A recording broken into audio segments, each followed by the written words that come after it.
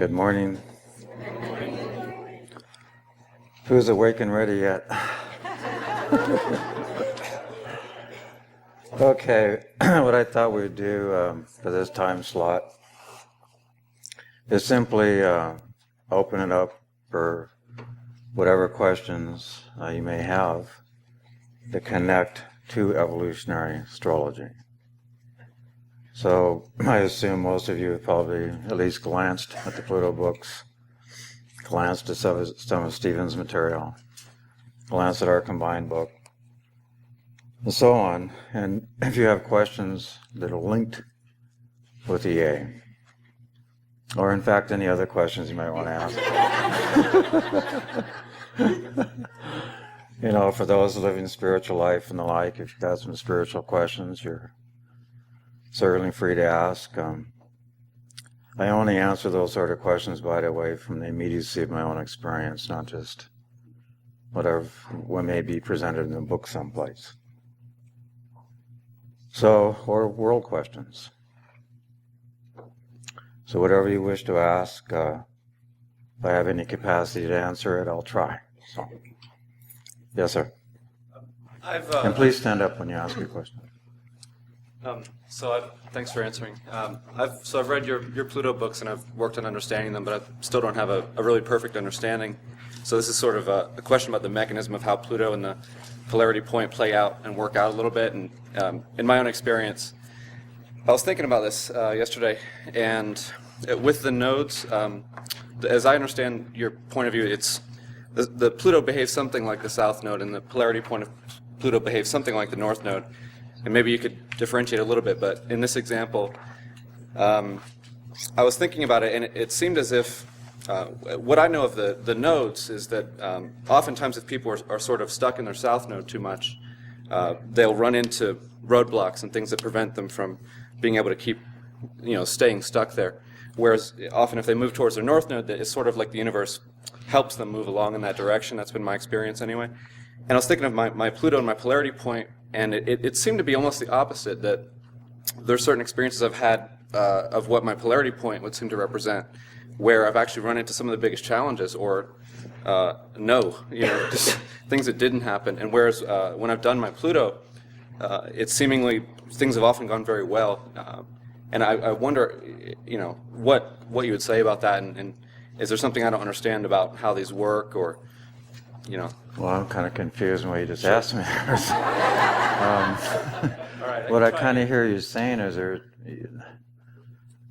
me see if I can track it a little bit. First part of what you were asking or describing was there's a similarity between the natal Pluto position and South nodes. Is that one thing you're asking about? Yeah, and maybe some of how it might be different, especially in the sense that, do you feel that as people do their polarity point, do things tend to open up for them, or does it tend to be more challenging than doing their North Node? Or how would you contrast moving towards your North Node versus moving towards your polarity point, and how the universe tends to support or not support, or make easier or not make easier your movement in that direction? Okay.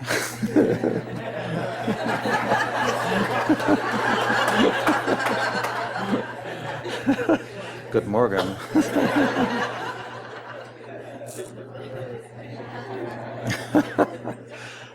Really, what I hear you asking about is evolution itself, and how the evolutionary forces work within us. And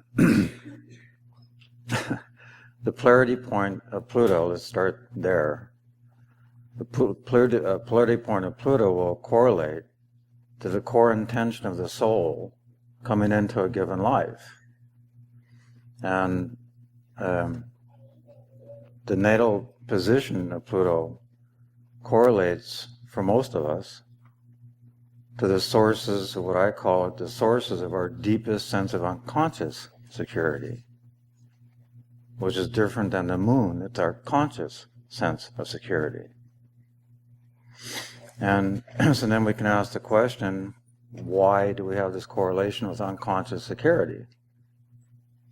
Because if you look at that logically, that becomes a causative factor for compulsion, or repetitive experience, or resistance to growth. So we have to then ask the question, how did that come to be? Why is it that way? And that's the essence of the soul, in the sense of prior life experiences bringing us up to the current life. And it's a combination of that totality of experience that correlates to what we can call familiarity. It's a known quantity. And because it's a known quantity, it's disconnected with the sense of security, unconsciously speaking. And that of itself creates resistance to growth. And if we just stayed right there, we would never grow, we would never evolve. And this is why we have, obviously, a polarity point, our first step in evolution in each given life. Now, this is what my daughter was trying to present yesterday in terms of the 4 ways that the soul will effect its evolutionary intentions. So, for souls that make conscious choice, because Pluto correlates, as does Scorpio in 8th house, to choice making. It also correlates with what we can call free will. And of course, ultimately, Pluto, soul, correlates to desire. That's what evolution is about, the function of desire. We have 2 types, separating, to separate from God, to return to God. And it's that progressive elimination. But that's the causative factor for free choice. And so if a soul makes choice, conscious choice, to embrace the polarity point, then we're going to have evolution. And we're going to have, generally speaking, a uniform type of evolution. It does not demand cataclysm. Conversely, if we choose to resist making those choices because of the unconscious security equation, relative to what is evolutionary necessary, evolutionary necessity, at some point that resistance, because of that necessity, will equal a cataclysmic event in order to enforce evolution. That's basically how all of us come into life. So I don't know if I'm answering your question, but that's what I heard you asking. Huh? Can I keep asking? You sure can. Okay. Mercury's retrograde.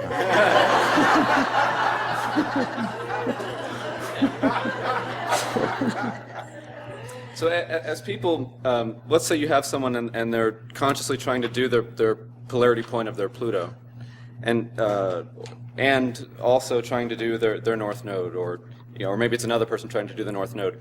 How does the universe tend to respond to someone consciously trying to do their polarity point versus someone that is consciously trying to do their North Node? How much support tends to come in, and how much resistance tends to be met in those 2 situations?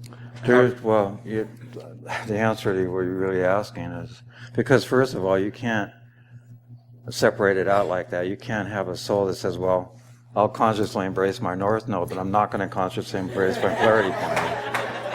I'm just trying to compare the 2. Like, how do they work differently? Like as you move No, they don't. As you move towards one or the other, do you feel it's the same kind of? They're operating simultaneously. Yeah, I understand that. So, and you can't, in terms of, even if a person makes a conscious choice to embrace the polarity point, because that automatically means they're consciously embracing the North Node of the Moon. But even if you have souls that do that, there's no one answer in terms of how the universe is going to operate in that person's life. That is dependent on the entire karmic evolutionary background of each soul. So you don't feel that moving towards one is necessarily easier than the other, or that's about the same? No, just doesn't work that way. Yes, ma'am. Yes. Would you talk about the moon conjunct Pluto? Because that's the subconscious and conscious. You have to speak up. Okay. Would you speak on the moon conjunct Pluto? And because the Pluto is subconscious, the moon is the conscious. So how does that interact within a person? I have it in the 4th house, which everybody I'm sure knows by now, in Cancer, but mine is square Uranus. Well, first of all, we have to answer your question. We have to objectively acknowledge reality in the sense that one size does not fit all. So when you ask me such a question, we have to answer it relative to individual context. Now, if you have your Pluto conjunct Moon in 4th house, it will mean, generally speaking, on an archetypical basis, one of the core evolutionary intentions, archetypically, is to evolve the emotional body into a state of inner security that eliminates Pluto, all external dependencies. Because that's an archetypical intent, generally speaking. The soul has had a series of lifetimes of all kinds of emotional betrayals, emotional abandonments, consistent misapplication of trust, a series of biological families in which one or both parents, relative to their own evolutionary station or condition, had no capacity to understand the specific individuality of that soul, thus forcing that child, even as a child, in on itself, the intention of which is to induce inner security. That's the archetypical intent. Now, in certain evolutionary conditions, as an example, you could take that conjunction, and let's say you put it in the highest evolutionary state, spiritual.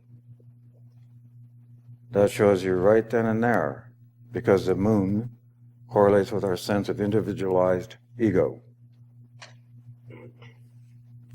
And the most advanced evolutionary states that will correlate to a consciousness, a soul, in which the sense of individualized ego is only understood as an expression of God itself. It's not identifying itself as an individualized ego. You could put it in the lesser evolutionary states, let's say in a consensus state. And it could correlate to sadistic political leaders, as an example, that are overly identified with the ego to the point of having egocentric delusions of grandeur. An quick example, although it didn't have an exact conjunction, but somebody had Pluto in the 4th house that you'll recognize that correlates with that level of evolution, Saddam Hussein. So we have to always understand the individual context.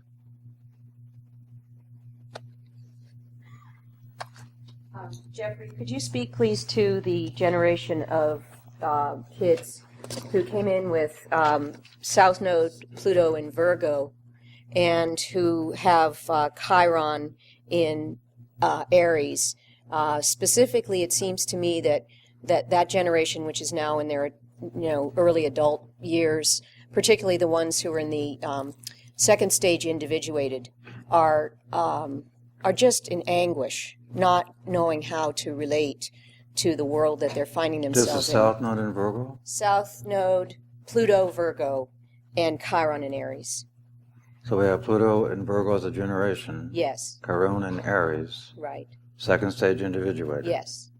And the question is how do you counsel these people, because they're not fitting in. They're not finding a way to be part of this world, and they're raging. They're filled with rage, particularly at the military-industrial complex, corporate America, I'm not in that generation. I got the same fucking rage. Sorry.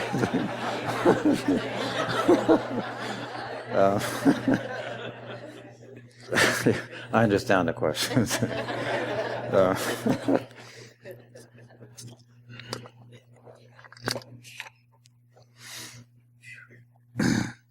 It's interesting because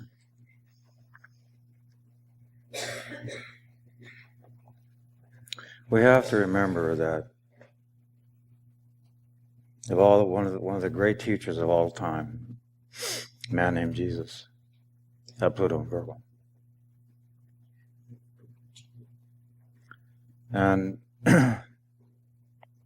part of what the rage is that you're describing, the violation, because many of those souls go back to that time.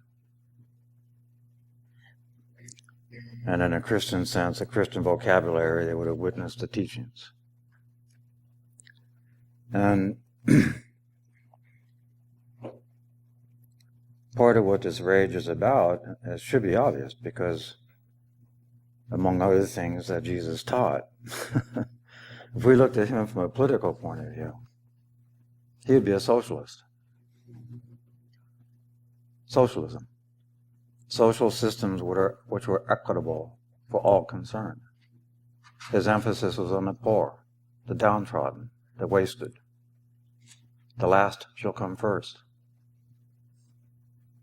He taught that a wealthy person, for somebody that was gathering through greed, wealth, he would typically teach would have a hard time finding the kingdom of God. He taught relative to the poor and the downtrodden and the weak. He would say something like, how you treat these people is how you treat me. Now, let's bring this up to current cultural context. We have all these people like Bush. And hiding, because these people want to peddle religion.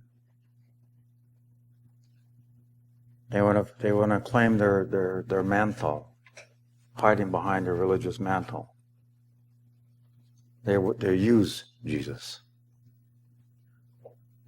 They're not of Jesus. They use Jesus. And they're creating obviously, a social, economic, political reality that is favoring and orientated to a small group of wealthy people. Absolute violation of what Jesus taught.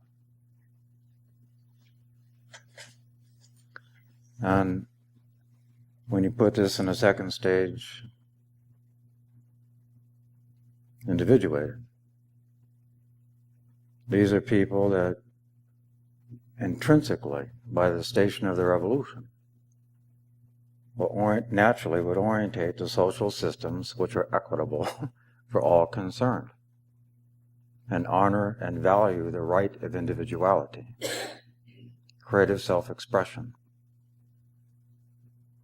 What you have now in our current cultural context, and all these evangelicals, this small group of people, they're only 22% of our population, and yet they've taken the whole show over.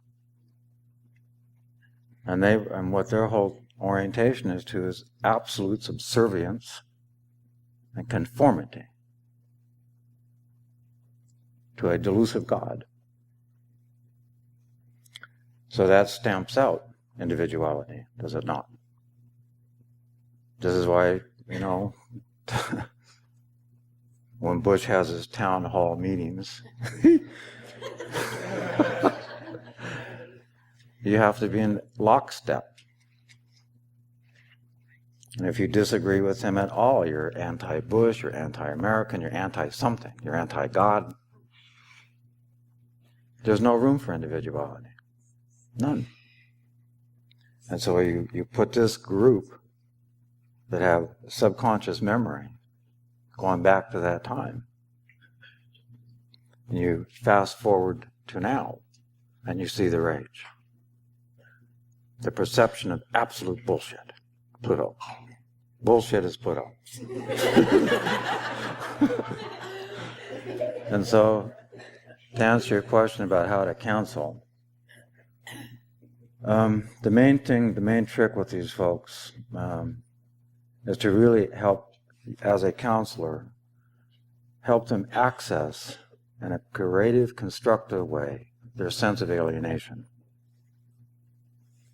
And begin to form, because one of the problems in second stage individuated, they typically don't want to bond with anybody, no group. One of the underlying fears in the second stage individuated is the fear of being reabsorbed back into a consensus state of reality, which is why they're always hanging out in the avant-garde edge throwing hand grenades. But so there's two pieces of advice there. One, to let them know that despite the fear of being reabsorbed, it can never happen. It just won't happen. And the next part of the advice is to use that alienation in a very constructive, creative way towards the very system that they're alienated against. And therefore to form bonds. Pluto Uranus.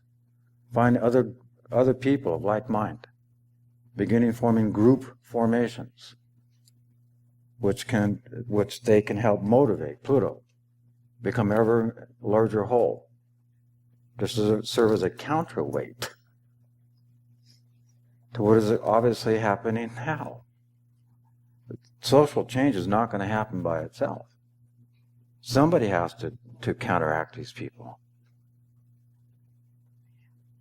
So in other words, using the rage in a creative way.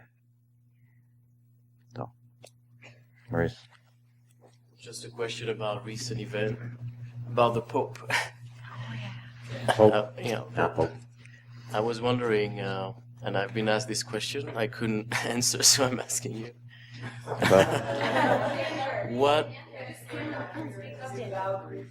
What level of evolution would you place the Pope, knowing on the one hand that he has, compassion and unconditional love, and yet being very traditional and locked into consensus traditions? Good. So how is this contrast working out? Well, the interesting thing here is that what I remember the Pope's chart, I just looked at it briefly before I came here, that his south node's in Taurus in the 7th, I believe with Venus and Mercury and the Sun. North node's in Scorpio, number 1 house. And they both, I think, square Neptune and Jupiter and Leo in the 10th. Now, and also, by the way, to show you, and he also has Uranus and Pisces, just as Christ did. I mean, it's a pretty amazing thing if you think about it from that point of view. Because, I don't know how many of you know, but when he was still in control of his body, right after he was made Pope, what he would do in the morning, apparently there's this thing in the Vatican, this big cross carved into the floor, marble. And every morning he would go in there and lay face first on the cross, relative to Christ. They both have Uranus and Pisces. They're conjunct. And here we have Uranus in turn in Pisces. Now, and also, by the way, their nodes are the same but reversed. Think about that. In terms of his connection to Christ, relative to Mary. Now, what's interesting is, and to answer your question, he's third stage consensus. Religion is always for the consensus. And to show you how it works in this chart, because we have also skipped steps here. So on the one hand, we see this Neptune-Jupiter application in the sense of being a universal pope, traveling to 128 countries, could speak how many languages? You saw a Pope of reconciliation. Islam, Jews. Forgiveness. Atoning for the guilt of the church. You see these symbols. And which is a beautiful thing. This is what Christ would have taught. And yet, on the other hand, Taurus. And we have a frog in a well symbol. And what that means, scoring that 10th house energy, is that he was insisting on a delusive tradition within the Roman Catholic Church. Only male priests, for example. And in fact, the history of Christianity for the first 2 centuries, it was taught equally by men and women. Equally. Nor were they celibate. In fact, most of the Christian priests for the 6th century were polygamous. Reality. That's how it started. It's vastly different from what we see now. And so he was drawing on a delusive tradition. Male priests, no birth control, blah, blah, all these things. That was the existing Taurus limitation. So this will remain in his own personal evolution as a skip step. He'll come in again, North Node's confrontation. You see? Scorpio. But within himself, at a soul level, believe me, he had a very conscious communion with the soul of Christ and the soul of Mary. Just follow up to that. Similar, you had mentioned before in a previous talk that Osama bin Laden was second spiritual. I'm sorry. You had mentioned before in a previous presentation that Osama bin Laden was second spiritual and having this spiritual downfall and delusion of grandeur on a spiritual level. And even though he has obviously spiritual powers, he's also on a conscious level very traditional and anti-women and all these I never crap. mentioned that bin Laden was in second stage spiritual, ever. He would be clearly in the third stage consensus. All right, so it's a misunderstanding. Exactly. Yeah. Yes, ma'am. So good to see you so healthy, Jeff. No, it really is. I'm so happy to be here. Okay, what's the signature? Believe me, I am too. I'm glad I'm still.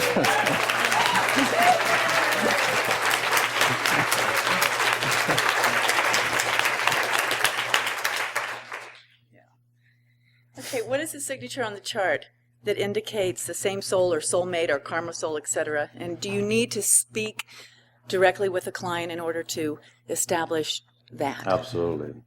You cannot make that determination from just looking at symbols on a chart. You have to make a direct observation, understand the archetype that is involved. Once you understand the archetype, you make your observation, you make your determination. And then you orient, based on that, then you orientate to the chart. Okay. Can I ask one more? Mm-hmm. You have talked about how pathetic it is that the soul hasn't been talked about in astrology since you brought it up in '84. But Pluto is so recently discovered. Wouldn't that have something to do with that? Because didn't the soul, the whole idea of the soul connected to Pluto would have to have Pluto involved. And so since Pluto is fairly recent discovered, doesn't it make some kind of sense that it would take a little bit of time to have the soul hooked up with Pluto? I suppose you could say that. It's interesting because Pluto was, when doing lectures on the nodes and the power of the nodes, Pluto was discovered when it was conjunct its own north node in Cancer. So, and I would also say too that there was a relatively ancient astrologer, a guy named Alan Leo, that some of our ancient ones remember. He did write a book around 1900, that astrology and soul kind of thing, but there was nothing about soul in it. It was just a word linked with astrology, but it was nothing specifically about the soul. No. And then do you know when the next planet's coming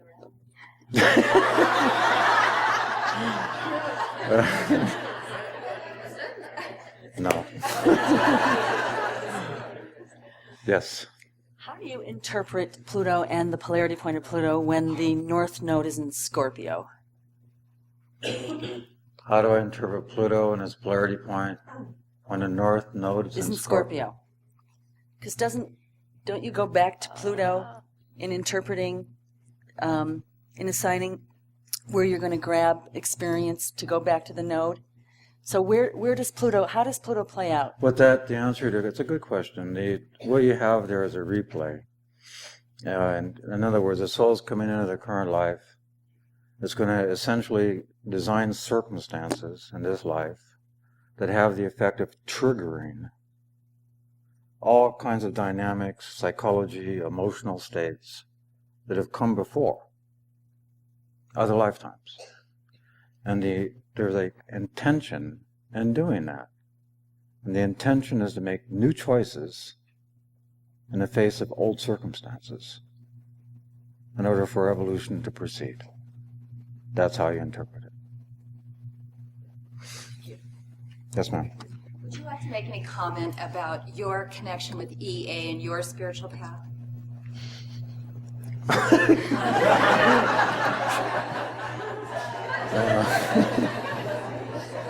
You can say no. It's really quite simple. When I was a young man, which seems like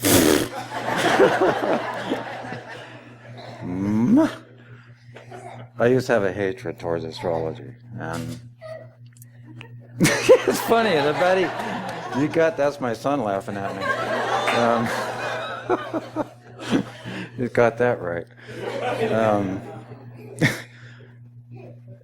In my early life, I thought I would just be a monk. That's all I wanted to do, and totally focus on God and God only, and nothing else made sense to me, especially after Vietnam. Nothing made sense. And as it turned out, one of my karmas is to confront all my hatreds, or all my nevers. And astrology to me was a hatred. Why? Because it was a waste of time. To me, everything came down to one thing, to come back to God. That being the case, everything else was irrelevant. Stupid, a waste of time, and all that. And so God made a big joke because I had to confront my nevers and hatreds and so forth. And I was living in a monastery, and it was on my second Jupiter return. Jupiter's in Scorpio, 12th house. And I was in a monastery there, and there was a teacher that I had really respected, and he told me my opinion of astrology was bogus, because I hadn't studied what I had the opinion of. Well, that made sense.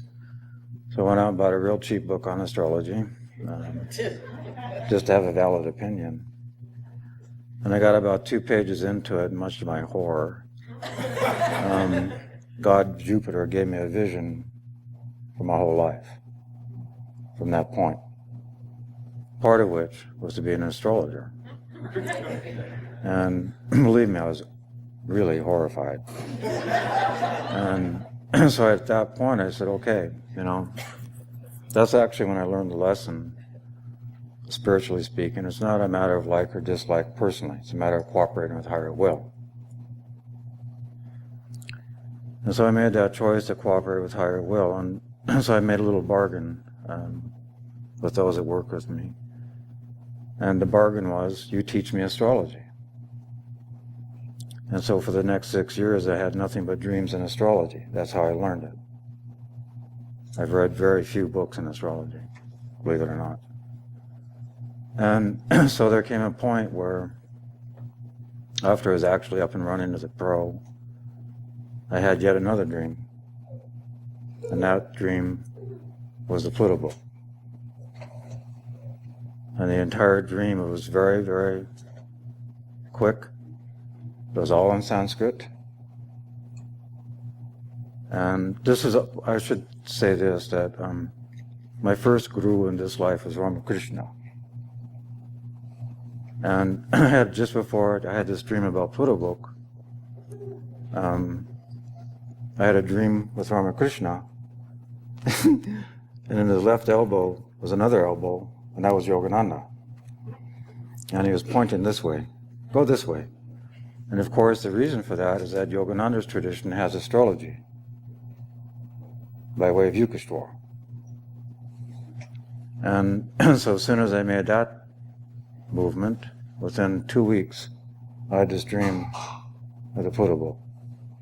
And it was all in Sanskrit, all of it, the whole book. And so at that point,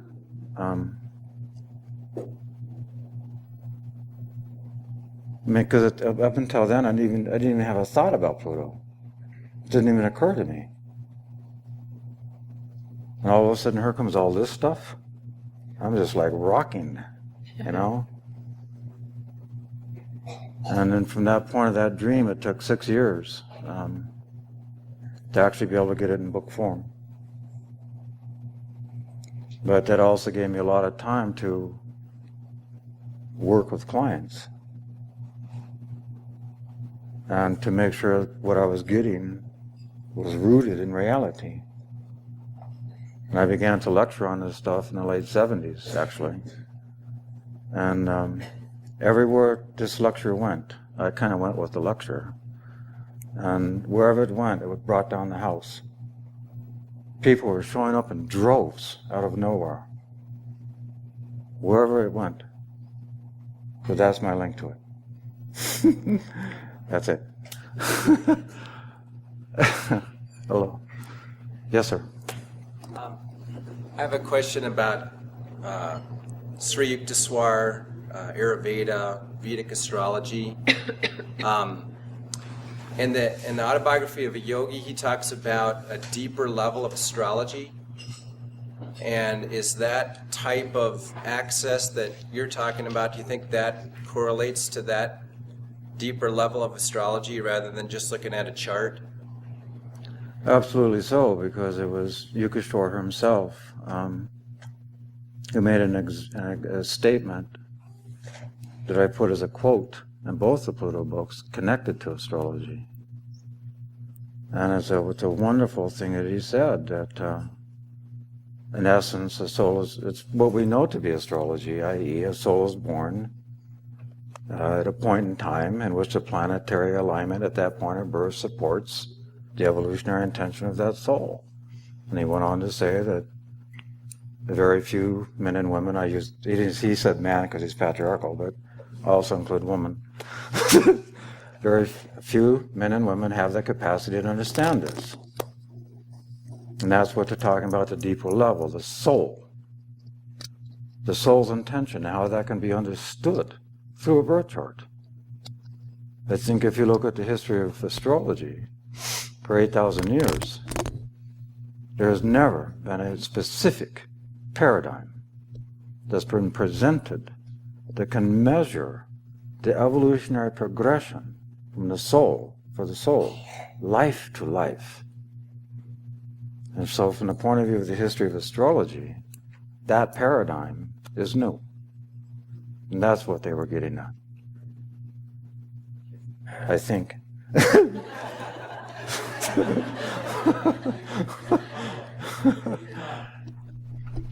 Do you have any methodology that you prefer or would recommend for your astrologers to learn how to access that level, or as far as particular type of meditation, or to further develop those types of abilities as an astrologer? Well, really, to answer such a question, we have to remember really what Jesus taught. which is to seek God and God only. And what Jesus said, that by seeking God and God only, whatever else is meant to be added onto you will be added. But look at this logically.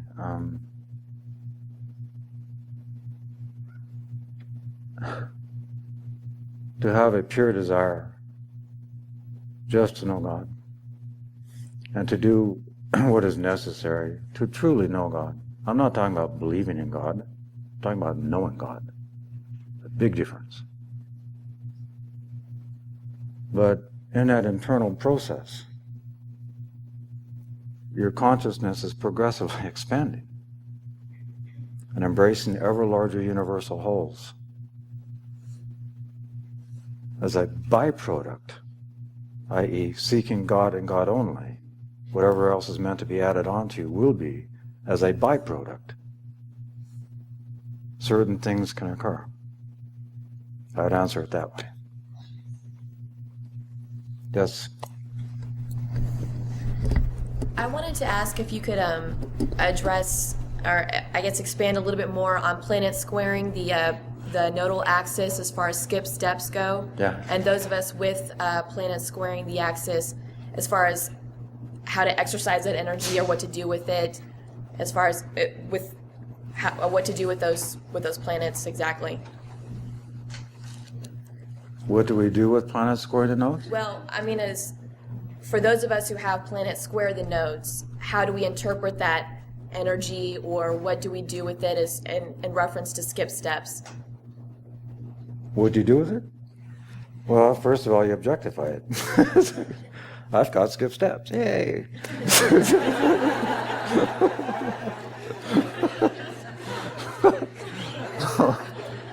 But to objectify means what? It means to step back to understand the nature of what those skip steps are and the reasons for those skip steps. And until we can do that, we can't make a conscious choice to recover those skip steps, whatever they may be. Once we can objectify it, understanding the causes for it, we then have the choice to either embrace those skip steps in order to truly evolve, or we can make the choice to keep flip-flopping, to use a Carey thing, flip-flopping between both nodes and stay exactly where we are in evolutionary terms. The skip steps will be specific to the house and sign of the planets themselves, which are squaring the nodes.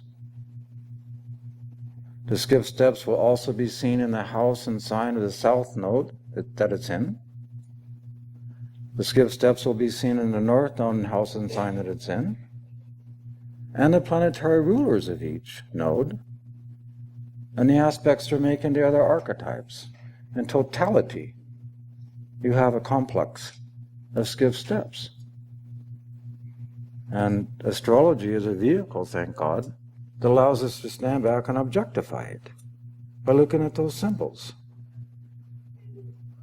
And then once we do so, we can make a choice to recover those skip steps or not. I mean, I have Moon and Pisces in 4th house, squaring nodes. South node's in Sag in 1st, North node in Gemini in 7. Like I said earlier, my whole desire is just to be a monk in a monastery. Pisces, Moon, 4th house. And that there's something about skip steps in the family there, isn't there? And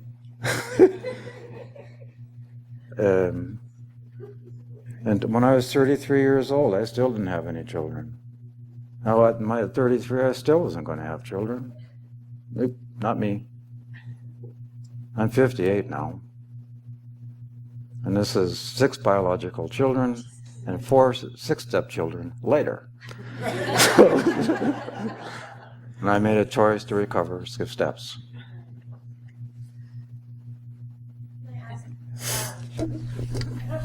How does one determine really what steps need to be recovered in reference to those planets that are squaring the nodes? It's right in those symbols.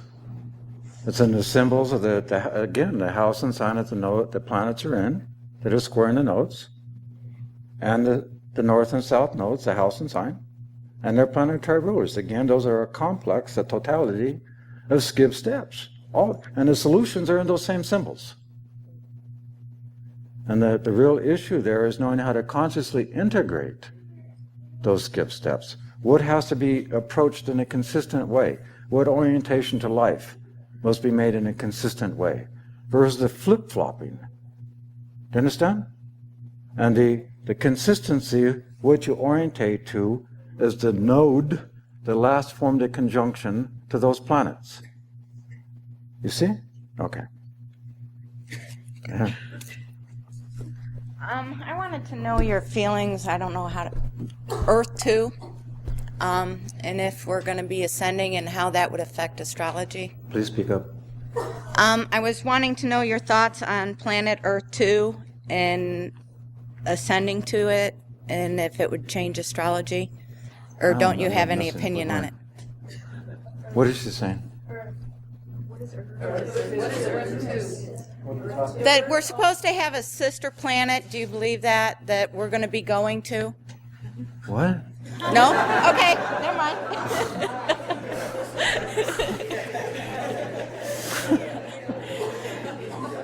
What am I missing?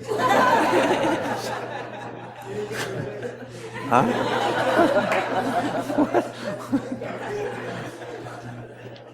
I'm sorry. Yes, sir. Yes, thank you, Jeffrey.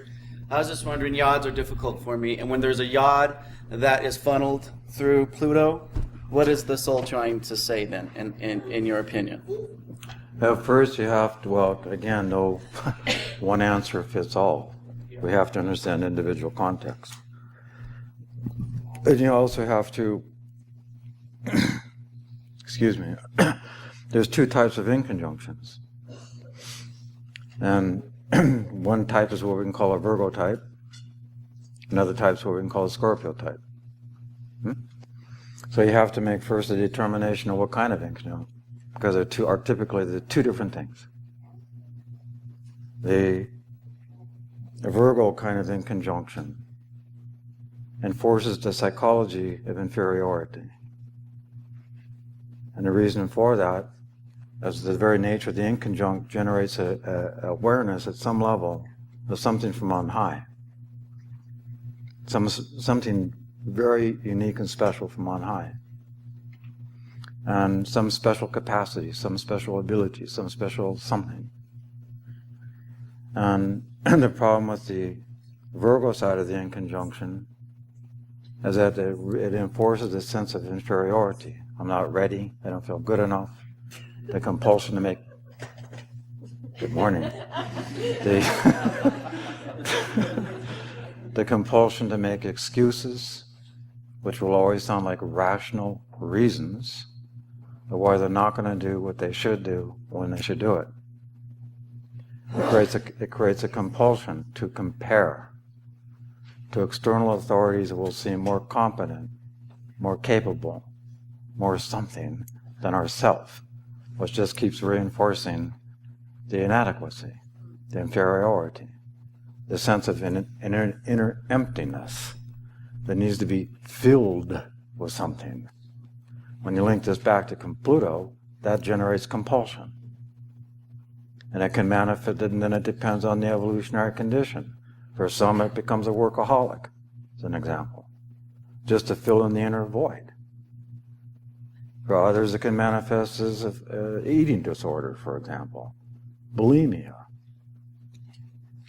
Just to give it, from a Pluto point of view, that's a de facto sex event.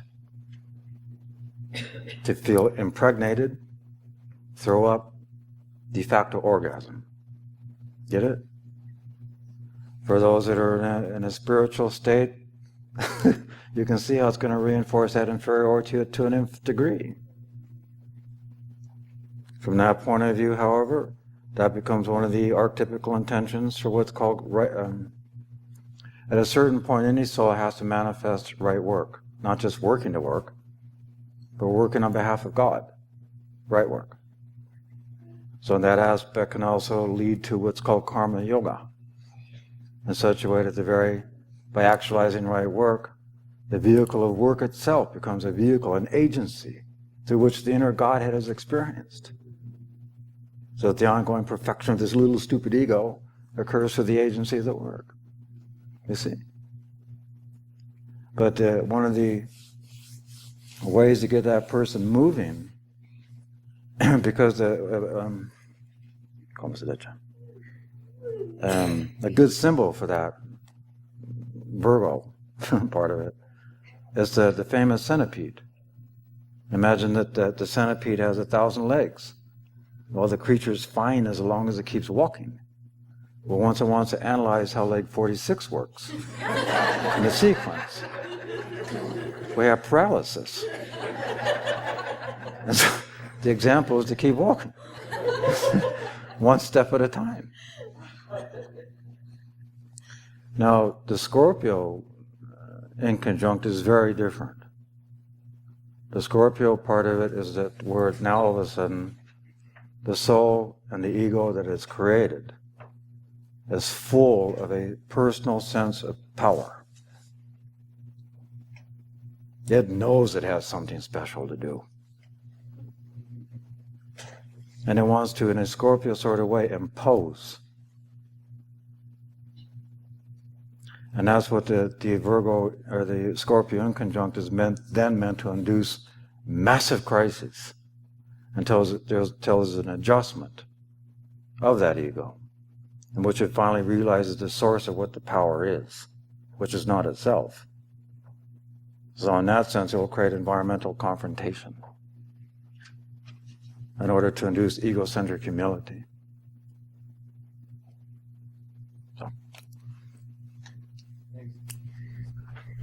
Going back to finding God, and with what we've got going on as far as transits right now, with Pluto being in Sag, Neptune being in Aquarius, and Uranus being in Pisces, would you say, in your opinion, that this would be a really good time for those that really want to know God, that these veils will be lifted and it will be a chance to, for those that really have that sincere desire, that will take place? Well, the first part of that, the answer is that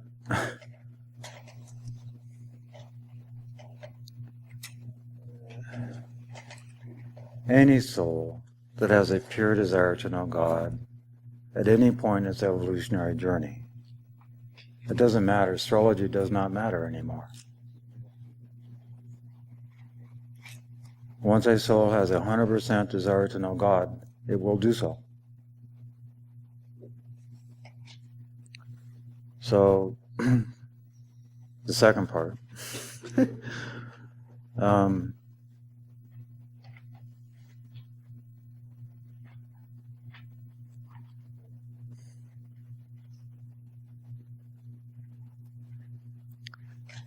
If we look at it from a Western point of view, see, this is where we have the problem with historical revisionism. When Christ was actually here,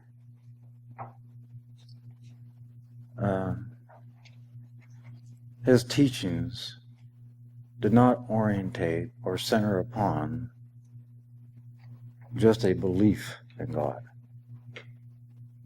He had South Node and Scorpio, conjunct Neptune. Jesus demanded inner perception, proof of God. And that's exactly what he taught.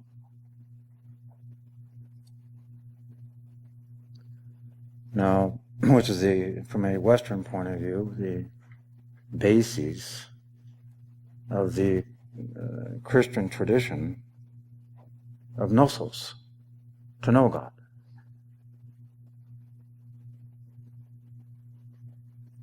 Now, the reason I'm mentioning that, put in the context of this country, what is being peddled as Christianity. how many of the existing Christian traditions or religions, all the various forms of them, how many are asking their followers to directly know God?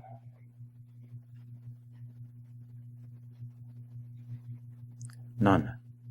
What they are asking is, to answer your question, Uranus and Pisces. Just to believe, to have faith, not direct experience. Now, I'm not saying that there's not a natural purity and beauty in faith. There is. For souls that function within the consensus, the only real way for them to know God is through faith. But there's that exact dynamic that allows so many to be fooled and deluded by their faith. Just look at this, what's this character's name? Lachey. This guy writing about the rapture crap. Lachey, or whatever his name is. Shea. This is an example of faith gone awry. A state of massive delusion. Massive delusion. And he's making millions, by the way, on that delusion. And how many are believing it? See what I'm getting at? How many are using so many of these evangelical types, so many of these people think of Bush as God's man on earth. And they have an absolute investment in that delusion. And the reason for and because of that investment, everything operates through polarity, yes? So we have Virgo polarity here. So look at this, let's just bring it up to speed. Most of us in this room understand the reality of Bush and all of his goons. And even before the last election, because he's got Uranus and Pisces transiting opposition as Mars and Virgo as we speak. And as you recall, even before the election, many facts, Virgo facts, were actually being issued that exposed his reality. 8th house being exposed. And yet to the people who are invested in this evangelical delusion, God's man on earth, they resisted incorporating those facts. Their investment was maintaining the delusion. Why? If they admitted the reality of the facts, it then meant what? That the very essence of their faith was wrong. You get it? So, this is exactly why Bush and his goons manipulate these people. He's not truly a man of God. I don't care what your media tells you. I mean, if he was truly linked with the teachings of Christ, you think he would be pulling the plug in every social program that benefits the poor? The very essence of what Christ taught us to do? To help the poor? You see the reality versus the illusion. So, to answer from another point of view, with Uranus and Pisces now, because you have to remember that everything has a collective application as well as an individual application. Uranus correlates at a certain level, correlation to the brain, the organ we call the brain. It correlates with the entire electrical mechanism within the brain. Correlates with synapses, dendrites. And anything when Uranus is active, whatever its affecting, it accelerates. One of the glands within the brain is called the pineal gland. Neptune, Pisces, 12th house, pineal, which secretes a very specific physiological substance called melatonin. Melatonin is a physiological substance within the brain. It has many functions, one of which is the transcendent impulse. Melatonin is that which is responsible for sleeping, makes us sleep. Melatonin, no. So cut to the quick. Uranus and Pisces, brain, pineal gland, melatonin. There's an acceleration of melatonin within the individual and collective brain. Now, for some, that's manifesting as yet one more delusion after another, Pisces. We chase one more delusive dream after another, thinking that dream is our ultimate meaning, Pisces. It's a time to be liberated, Uranus, from delusion, to orientate to actual reality, Virgo. But to come back to your question, for those that truly desire to know God, with this acceleration now of Uranus and Pisces relative to pineal, there couldn't be a better time.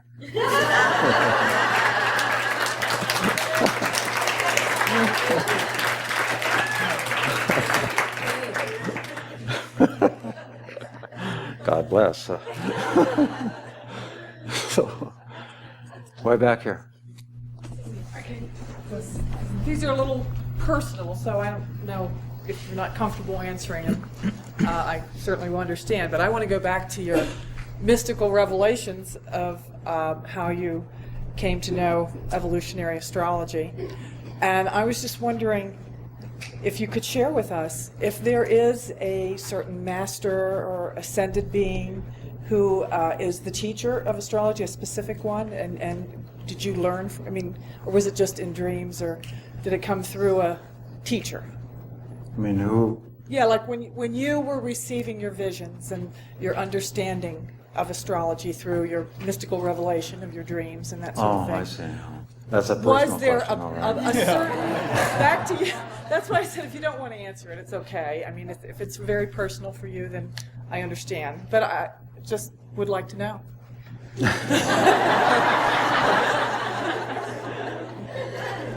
I'll answer it this way, that God has many agents, not just a agent, many agents. Some are alive on Earth, some aren't elsewhere. And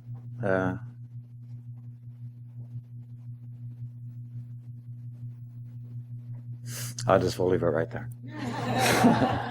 There's some that work with me that have names, but that's for me to know. I mean, I will say this, that, with my own personal spiritual life, I have focus with Yogananda and his line. Within that is Ramakrishna and his line. And of course, my friend Jesus. That's all I can say. Huh? How did you get the chart of Christ, with Jesus? What? It's the chart, his astrology chart. It's in your Pluto book. Oh, that actually came from a astrological theologian. A guy who goes way back in time to Steve and I remember. A guy named Moby Dick, remember him? No, it's a guy named Donald Jacobs. Remember Jacob? What's his first name? His father. Oh, Jacob. No, Jacobs. Anyway, he was an old guy. He's dead a long time now, but he was an actual theologian who became an astrologer, and he actually wrote a book on this. It used to be called "Astrology's Pew in the Church," And he's the one that came up with the date and time that I use. And he was a very deep spiritual man. And what's interesting, however, is that as the last few years have unfolded, even certain archaeologists are validating his date. That's the good news. But if you look at that chart, it's pretty hard to argue with it. What is the date? Huh? What is the date? Are you using solar fire? Okay, well, it's March 1st, 6 BC, about 1:47 a.m. It'll come up with 18 Sag rising. Yes? Jeffrey, can you help us understand the collective signature of Saturn squaring the nodes right now? And it will be squaring for a few more years? I can't hear, I'm sorry. Transiting Saturn squaring the nodes. It's not just Saturn transiting squaring nodes right now. Saturn happens to be conjunct its own north node as we speak. And also directly opposed to south node. And of course then squaring the lunar nodes. And has all kinds of meanings. As an example, when you do geodetics, and you take that cataclysmic event, that tsunami. When you do geodetics, the Saturn lead point was exactly 7 degrees west of the epicenter for that tsunami. Think about that. And it's progressively moving that's why they keep having the earthquake. And what that actually altered, by the way, I don't know how many of you have really looked at what happened to the Earth, Saturn, but actually it's the pointing device to the pole star moved by 1 degree. Think about that. It's an Earth event.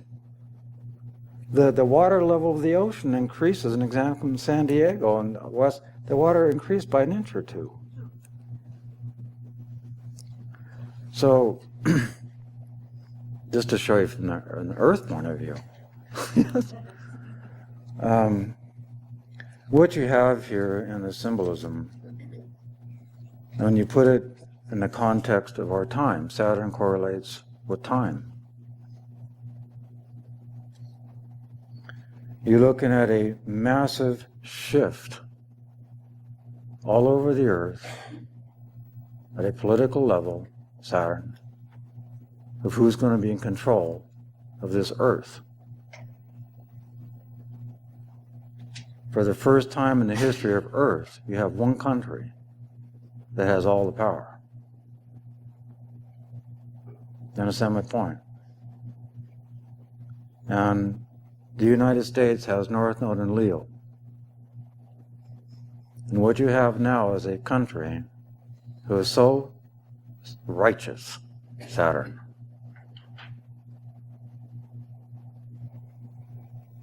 that is essentially trying to recreate the world in its own image, Cancer. Do you get the point?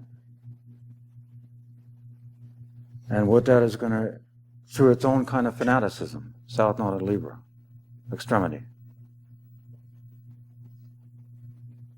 by creating a state of permanent war, North Node Aries, on this planet. That's going to be his defense doctrine now, a permanent state of... How many are familiar with what Rumfeld is peddling? A state of permanent war is what you're reading there. And what you're ultimately looking at, what the underlying intention is to create a corporate world reality. Sort of like the old movie Rollerball.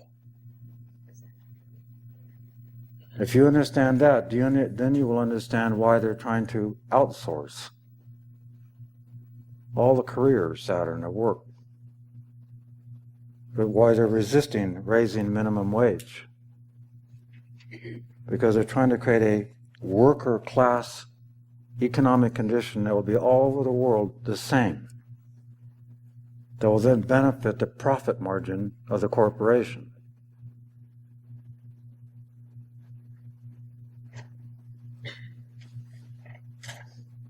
So, this will, if it continues, I will say this, if it continues in this way, it will lead to World War IV.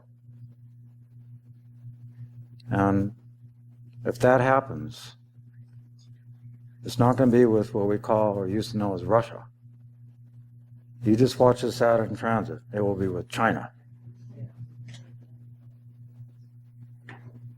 And you could already begin to see the realignment as we speak, as China becomes a dominant player. It's asking for more and more of the oil, is it not? It's producing more and more of the goods, is it not? As we speak, it already owns about 30% of our country relative to government bonds. I mean, just on and on.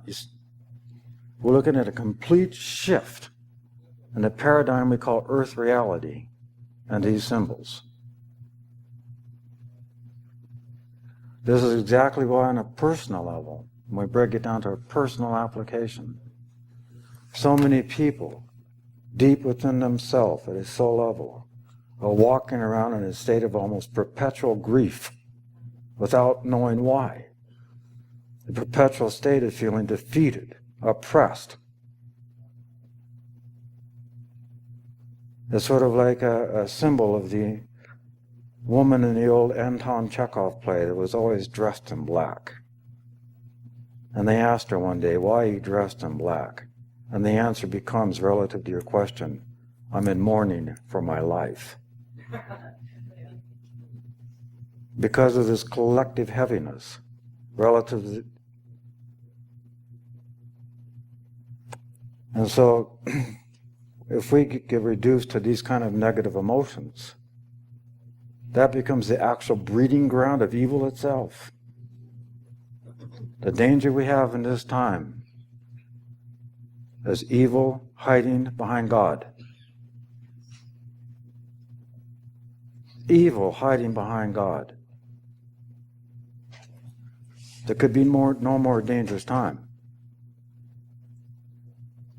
Which is exactly why you put it in the context of countries like this, people are beginning to consciously segregate themselves in terms of the environments, cancer, or the communities they want to live in. Get it?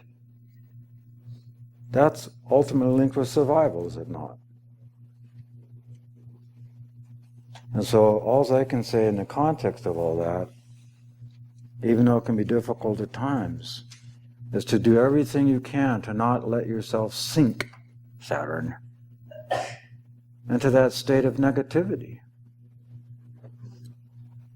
Because again, that's the breeding ground of evil. We have to fight as strongly as we can within ourselves to want to know that real God.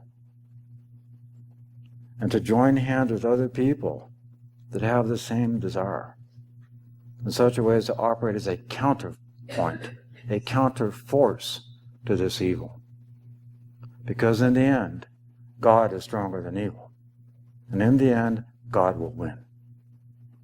God bless you.